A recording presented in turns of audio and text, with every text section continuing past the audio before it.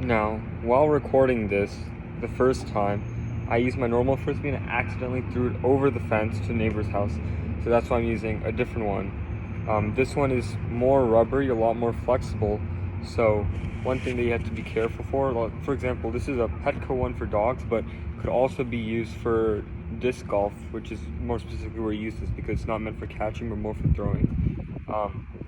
The main difference is that it turns differently and maneuvers differently through the air, but you can still do most of the same concepts. For example, if you're going to do a forehand, which is, I guess, the second throw you would usually learn when learning how to throw a Frisbee, you throw like outside. If you're doing ultimate Frisbees, you would get a lot lower and go underneath, but because it's a lot more flexible and different, you can't do all those long motions, but you have to be more precise. So you'd rather do like a short motion but add a lot more risk. So for example, this is what it would look like.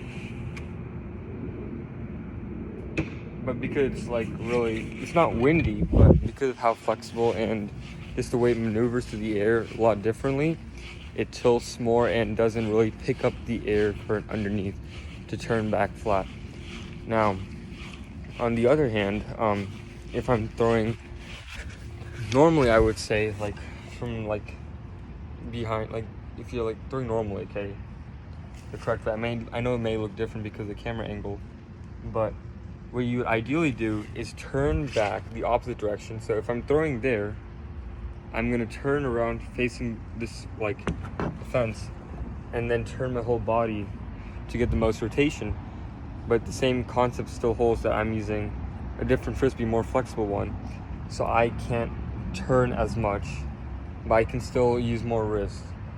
But yeah, and that one high, whatever, that's fine.